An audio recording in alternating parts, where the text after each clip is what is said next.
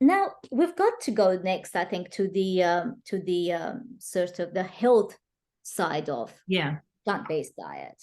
You give comparisons done by Zoe Harcombe. She's been talking about this for a years, very, very long time.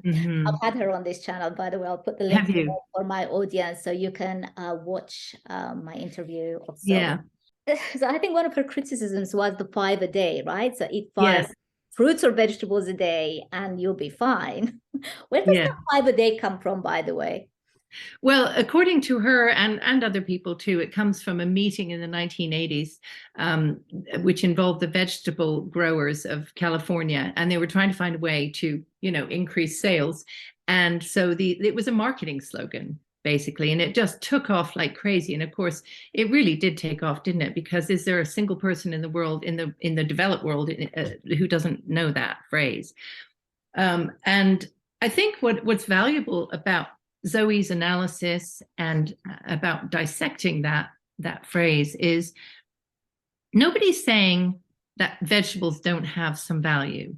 They do. And they clearly, even if you just look at them at the level of the nutrients that are delivered, they have some value. They also taste good sometimes to some people, and they're colorful, et cetera, et cetera.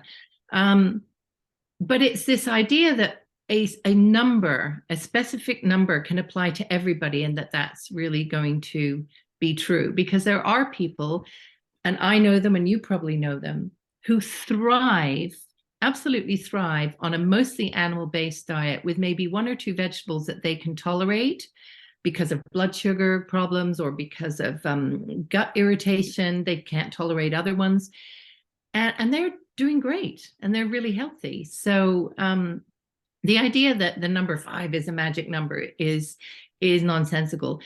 Of course, I understand why the government latches onto that, because they have to have simple messages delivered to people. But what I would really love the government's message to be instead is eat nutritious food and show people what nutritious food looks like. And then if it's more blueberries and fewer eggs for some people, or the reverse for others, it's the real whole food nutrition, which is key.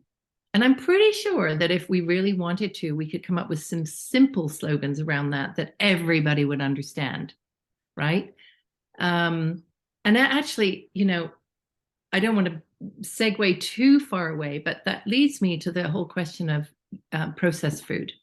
I think if we were to tell people simply make sure 80% of your diet is just fresh food that you recognize as simple ingredients and you've prepared yourself or eaten on its own in its unadulterated form. Apples, avocados, lettuce, whatever. And that would be an unprocessed food, a real food diet. The contrast to that is a processed food diet. And I don't know if you saw the other night, there was this program on BBC One about processed food. And it was Panorama. Did their usual half an hour zip through the subject, right? Missing everything, missing a lot of important topics. And where they seemed to be going with that was highlighting particular ingredients in processed foods, such as emulsifiers, which are very bad for us. And they were chastising companies for using these and wanting them to use other things. And the point they missed entirely was, why are we eating that stuff in the first place? So why aren't they pointing to real whole food as the answer? And to a certain extent they did, but I think they missed a trick there, and most people do. I don't think we're going to get very far just by tweaking the ingredients of processed food. I think we'd have to take the processed foods largely out of our diet. And the irony is that even children know that 5 a day thing, and when they see children's processed foods, right? That's right. Sugar-coated, strawberry-flavored candy, for example, right? Or some kind of sweet. But it's one of your 5 have the 5 a day on it. That it does have the 5 a day on it. Where's the science behind that? Yeah. Sugar. That's sugar and artificial sweeteners. There isn't a single strawberry in there. No, that's exactly right. It's a fake strawberry, maybe. Strawberry flavor, and that's all it is. Coming back to the 5 a day. Yeah.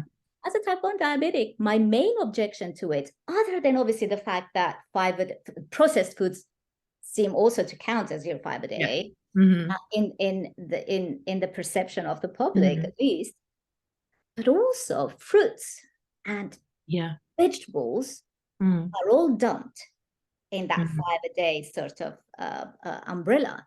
Yeah. And they're completely different things. I mean, sugary, very sweet fruits are a no-go for me, yet of course. I don't know, salad leaves, lettuce and cucumbers are perfectly fine, but to dump them all in the same group, as long as you're having your 5-a-day, I could have 5 completely different combinations and have massively different impact on my blood sugars, for example. So it's just nonsensical, as you put it, but I love what Zoe Harcombe does to it. She says, I know. Look at it. If we look at this 5-a-day and we redesign it and we look at it from a purely nutrition angle, and we come up with 5 foods that give us complete nutrition, everything the human body ever requires. These are the 5 that you need. I think she says first, chicken liver. Yeah. Second, eggs. And I think she also mentions sardines. And she does actually mention plant foods as well, sunflower seeds and kale. She says those 5 foods, combine them together, you're getting the full nutrients that the human body needs. Yeah, it's amazing, isn't it? It's amazing. Beautiful. Yeah. And in fact, chicken liver alone would give you so much of that. Vitamin A, vitamin C, folate, vitamin B12, more than you need, right? So it's amazing when you talk about superfoods and powerful, nutritious foods.